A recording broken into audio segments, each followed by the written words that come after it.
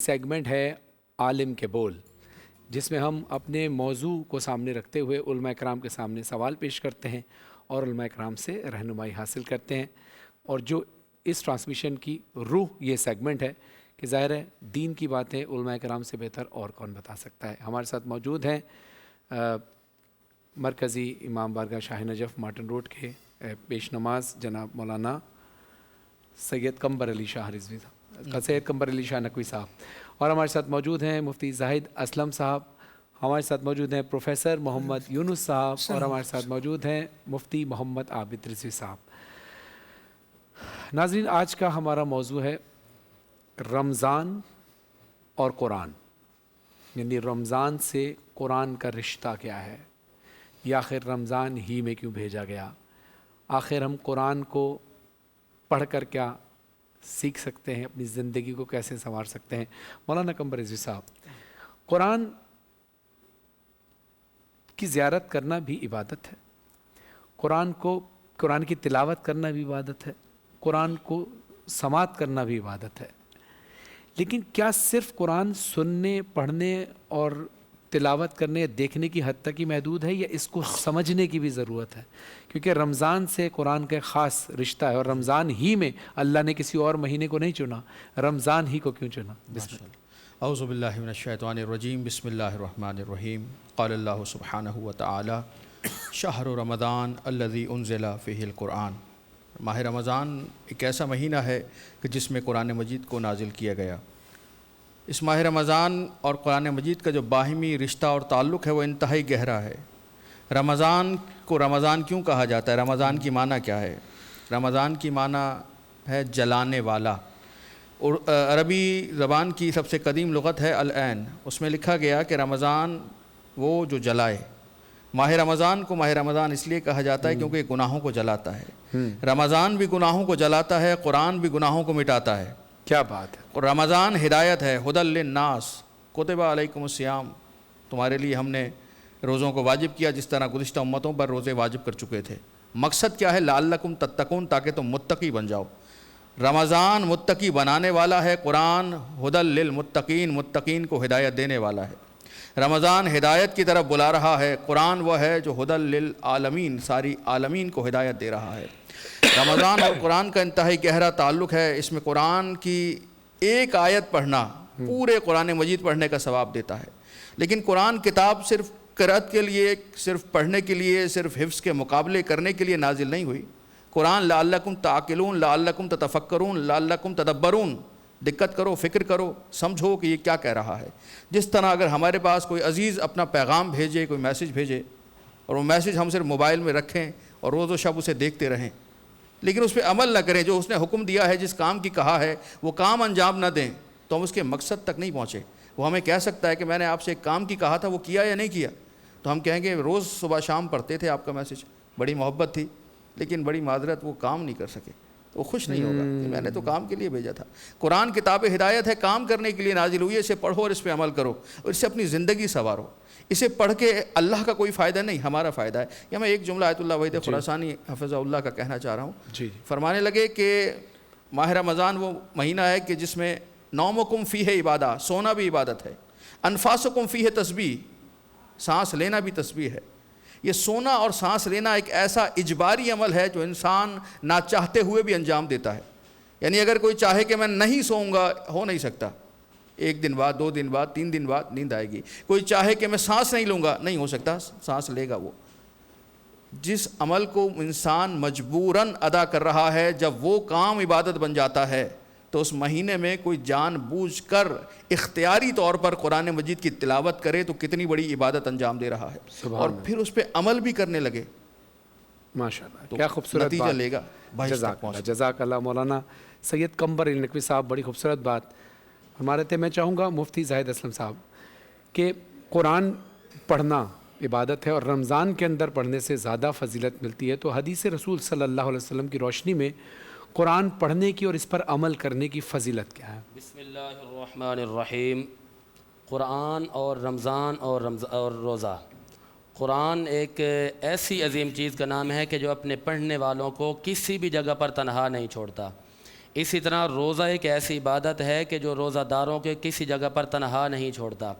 اسی طرح رمضان ایک ایسا عظیم مہینہ ہے کہ جو بندہ اس ماہ مبارک کی قدر کرتا ہے تو رمضان بھی اس کو تنہا نہیں چھوڑتا۔ وعن عبداللہ بن عمرو رضی اللہ تعالی عنہما ان رسول اللہ صلی اللہ علیہ وسلم قال رسول اللہ صلی اللہ علیہ وسلم الصیام والقرآن یشفعان للعبد یوم القیامۃ۔ مسند احمد بن حنبل جلد 2 صفحہ نمبر ہے 174، حدیث نمبر ہے 6626، اور اسی طرح مستدرک حاکم جلد 1 صفحہ 740 ہے، حدیث نمبر ہے 2036۔ الترغیب والترہیب کتاب کا نام ہے، اس کی جلد 2 صفحہ نمبر 50، حدیث نمبر ہے 1455، اور مجمع الزوائد جلد 3 صفحہ نمبر 181۔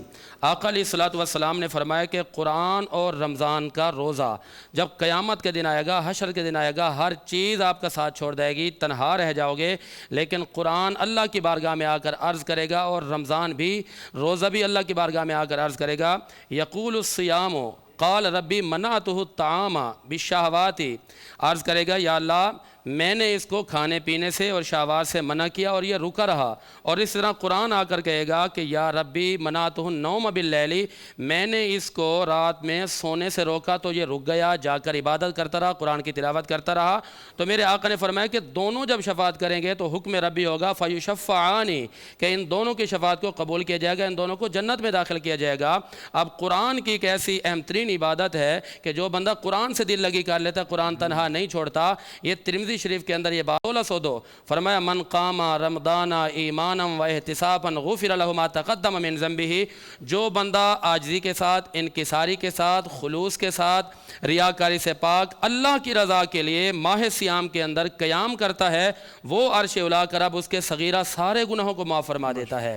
تو یہ قرآن اور رمضان ایک ایسی عبادات ہیں کہ ان سے دل لگی کریں، ان کا آپس میں بڑا گہرا رشتہ ہے، بڑا گہرا تعلق ہے کہ قرآن پڑھنے والے کو اس قدر انعامات سے نوازا جائے گا کہ وہ پریشان ہوگا، کھڑا ہوگا، اور اللہ رب العالمین کی طرف سے حکم ربی ہوگا۔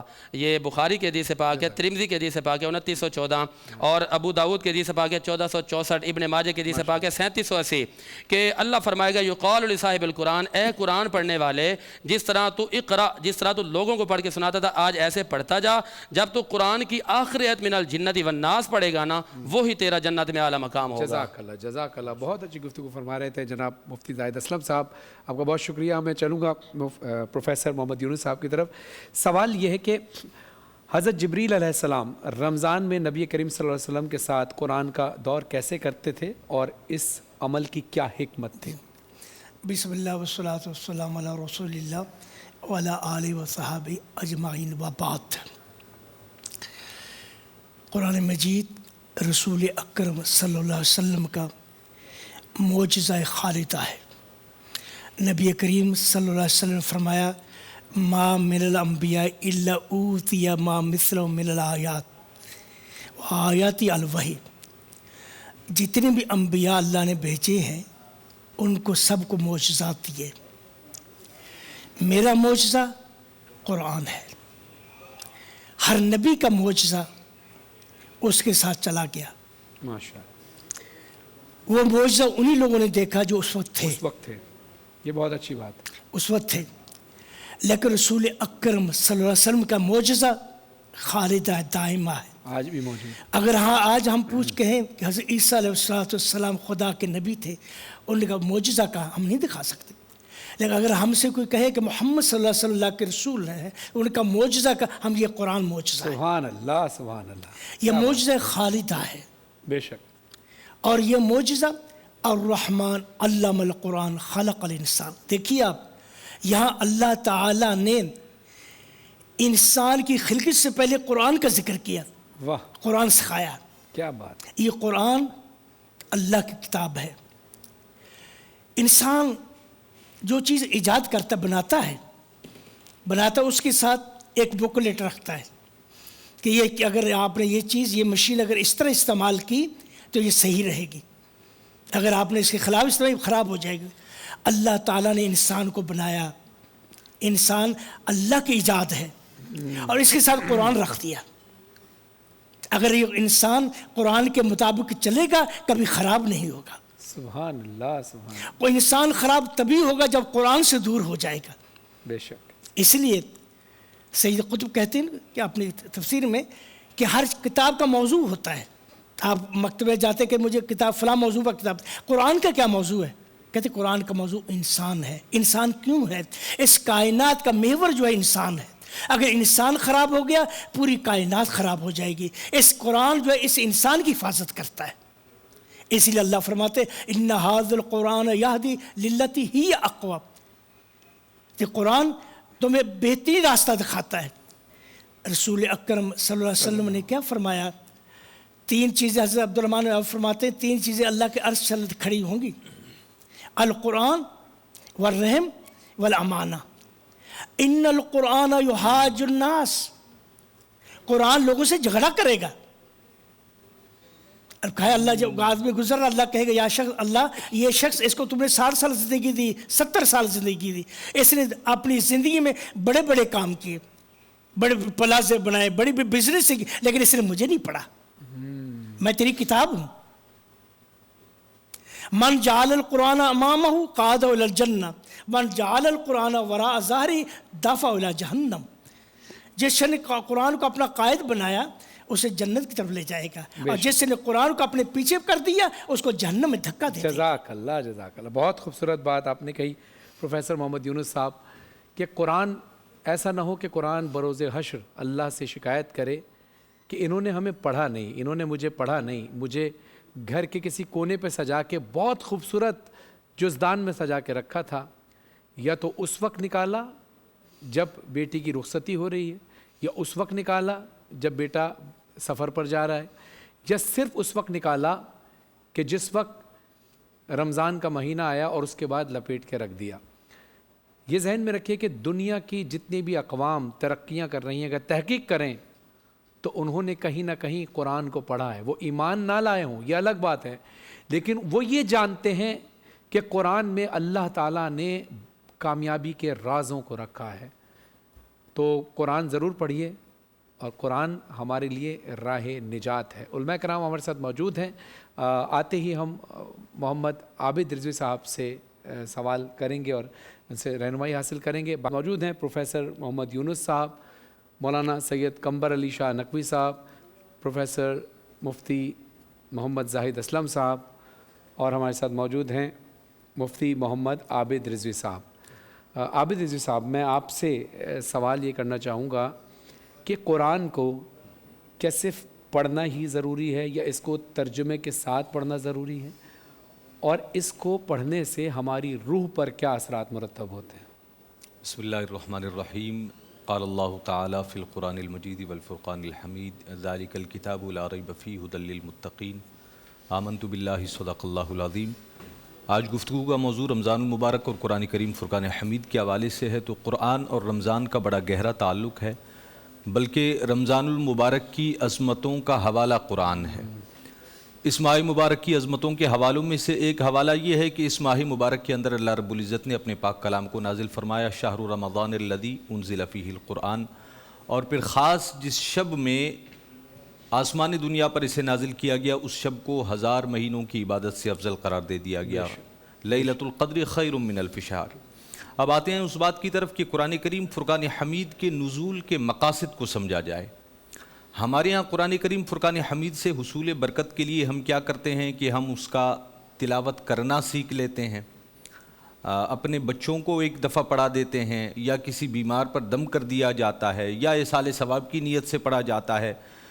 ان تمام چیزوں کی برکتیں اپنی جگہ، اس میں کوئی دو رائے نہیں کہ سید عالم صلی اللہ علیہ وسلم نے فقط قرآن پاک کی تلاوت کی اجر ثواب کو بھی بیان فرمایا اور اس کی تلاوت کا حکم فرمایا ہے، لیکن اصل میں اس کے نزول کا جو مقصد تھا، جس طرح کہ پروفیسر صاحب نے فرمایا کہ قرآن کا موضوع انسان، تو اس کے نزول کے مقاصد میں سے ایک یہ تھا کہ یہ انسان کی ہدایت و رہنمائی کرے، جس طرح کہ قرآن کریم کے اندر رب العالمین ارشاد فرماتا ہے ذالک الکتاب ھدی للمتقین، یہ اہل تقویٰ کے لیے ہدایت کا ذریعہ ہے۔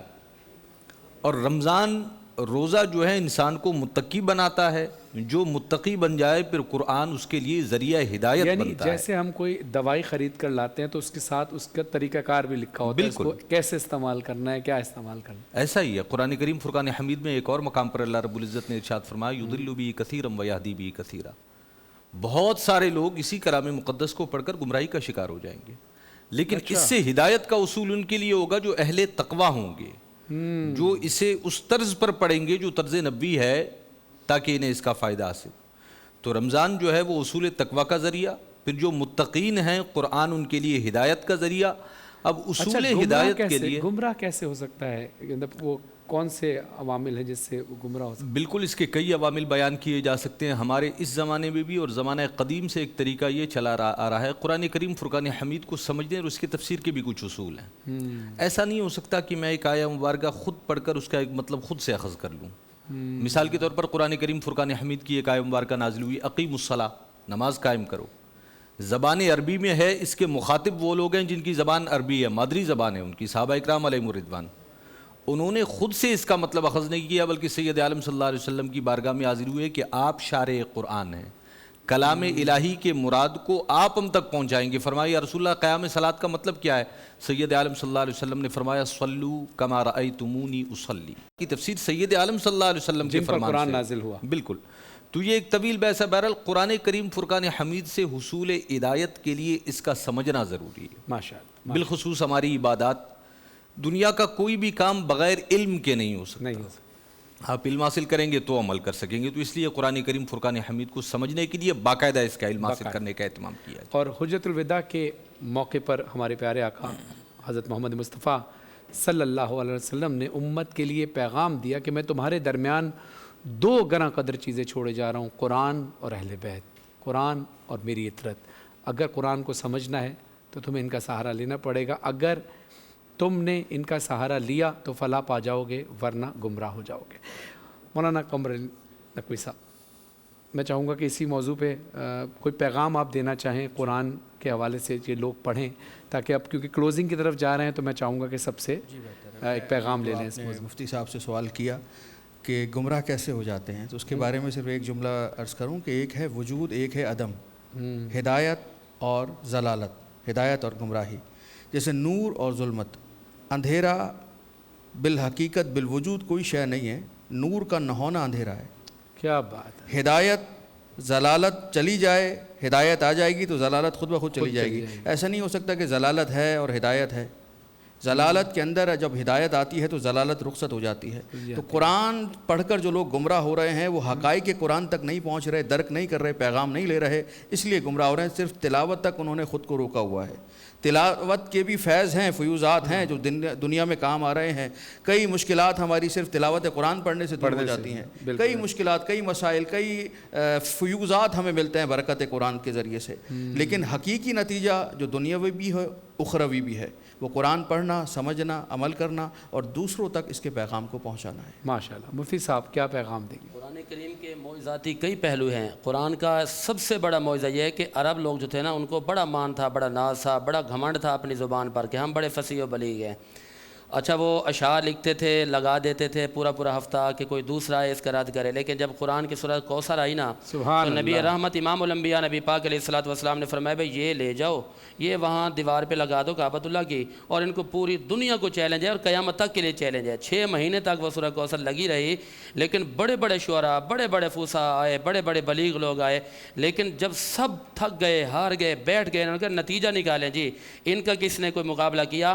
تو کہتے ہیں واللہ ما ھذا من کلام البشری، ہم اس نتیجے پر پہنچے کہ خدا کی قسم یہ کسی بشر کا کلام ہی نہیں ہے، کسی بشر کا کلام ہو تو مقابلہ کریں۔ اور قرآن وہ ہے کہ قرآن کو گھر میں رکھیں۔ من زار القرآن فکانما زار، حضور فرماتے ہیں جس نے قرآن کو دیکھا اس نے مجھے دیکھا۔ من اراد ان یحدث ربہ فلیقرأ القرآن، جو چاہتا ہے کہ رب سے باتیں کرے، رب سے راز و نیاز کی باتیں کرے، رب سے گزارشات کرے، فرمایا قرآن پڑھ لیا کرے۔ فرمایا اذا ختم الرجل القرآن قبل الملک بین عینیہ، جب بندہ قرآن پڑھ کے ختم کرتا ہے تو اللہ کا فرشتہ آ کر اس کی پیشانی کو چومتا ہے۔ تو یہ قرآن کریم کا سب سے بڑا معجزہ ہے کہ قرآن کو جتنی مرتبہ زیادہ پڑھیں گے اتنا ہی آپ کے اندر شوق و ذوق بڑھتا جائے گا، اور قرآن کہیں پر آپ کو تنہا نہیں چھوڑے گا۔ خدا کی قسم قرآن سے دل لگی کر لیں، قرآن آپ کے معاملات میں بھی آپ کا ساتھ دے گا، قبر میں جائیں گے قرآن وہاں پہ بھی کام آئے گا، حشر میں بھی قرآن کام آئے گا۔ اچھا، قرآن کی جو آیت ہے سورہ کوثر کے بارے میں آپ نے ذکر کیا، اس کی روحانیت اور فضیلت تو اپنی جگہ ہے، لیکن اس کے وزن کے بارے میں اکثر جب شورا کی محفل میں بیٹھیں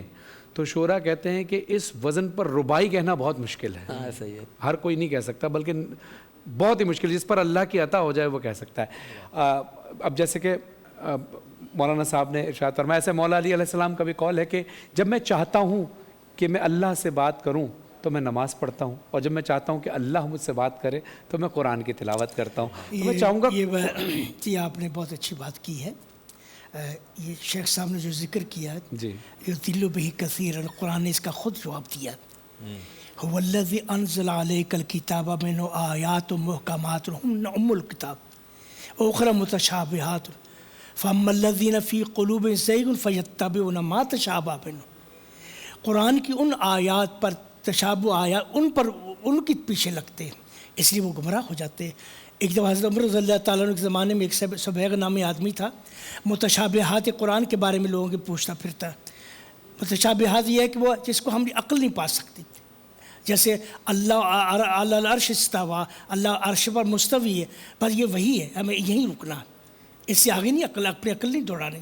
تو حضرت لوگوں نے پوچھا، یہ حضرت متشابہات کے بارے میں پھیلا رہا ہے، گمراہی پھیلا رہا ہے۔ فرمایا اذا رأیتموہ اخبرونی، جب تم اسے دیکھو مجھے بتانا۔ اس کو دیکھا، پکڑ لیا اس کو لوگوں نے کہا، حضرت عمر کے پاس، حضرت عمر رضی اللہ عنہ کے سر پر ایسے مارا، کہتا حضرت معاف کیجئے میرے دماغ سے شیطان نکل گیا، میرے دماغ سے شیطان نکل گیا، اب میں ایسا نہیں کروں گا۔ تو جو لوگ متشابہات کے پیچھے پڑتے وہ گمراہی ہو جاتے ہیں۔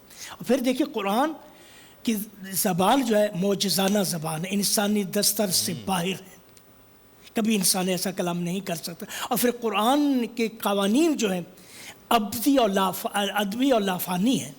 قرآن نے جو چیز حرام قرار دے دی، اب تک کبھی انسانوں کا کوئی مفکرین کا ایسا گروپ نہیں بیٹھا انہوں نے کہا کہ اسلام نے سود کو حرام قرار دیا، تو انسانیت بڑا فائدہ مند ہے۔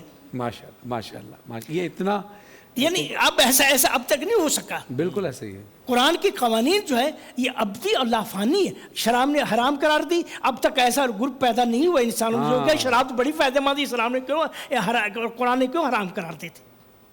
کیا بات ہے، یہ جیسے قرآن کے اللہ کی طرف سے دیے ہونے کی دلیل ہے۔ یہ بہت خوبصورت بات کی۔ اور آپ کی یعنی اگر میں کہوں کہ اس محفل کا اگر کوئی بہترین جملہ، سب نے اپنے اپنے بہترین جملے کہے، لیکن بہترین جملہ یہ کہ جب دنیا دلیل مانگتی ہے کہ بتاؤ کہ تمہارے نبی سچے ہیں، تو ہمارے پاس دلیل ہے، یہ قرآن۔ سبحان اللہ۔ اور وارث قرآن جو قرآن کی حفاظت کر رہے ہیں۔ اب میں چاہوں گا کہ مفتی زاہد اسلم صاحب، کیونکہ مفتی عابد رضوی صاحب، کیونکہ وقت اب کلوزنگ کی طرف جا چکا ہے اور بریک کا وقت بالکل آ چکا ہے، آپ شام میں بھی ہمارے ساتھ ہوں گے، اگر ایک یا دو جملے میں یہ پیغام دے دیں قرآن کے حوالے سے۔ ایک دو جملے میرے یہ ہیں کہ بہتر سے بہتر بننے کی دوڑ چل رہی ہے آج دنیا میں۔ سید عالم صلی اللہ علیہ وسلم نے فرمایا خیرکم من تعلم القرآن وعلمہ، تم میں سب سے بہترین وہ لوگ ہیں جو قرآن سیکھیں اور پھر قرآن کا علم سکھائیں۔ تو اس کو اختیار کیجئے، قرآن پاک کی باقاعدہ تعلیم حاصل کرنے کا اہتمام کریں، اسے تلاوت تک محدود نہ رہیں۔ ماشاءاللہ۔ تو ناظرین، یہ قرآن ہمارے پاس رمضان میں ہمیں عطا ہوا، اور اس رمضان میں جتنی زیادہ تلاوت کر سکتے ہیں کریں تاکہ ثواب حاصل ہو، لیکن اس کے ساتھ ساتھ صرف ثواب ہی کی نیت نہ ہو بلکہ سمجھنا بھی ضروری ہے۔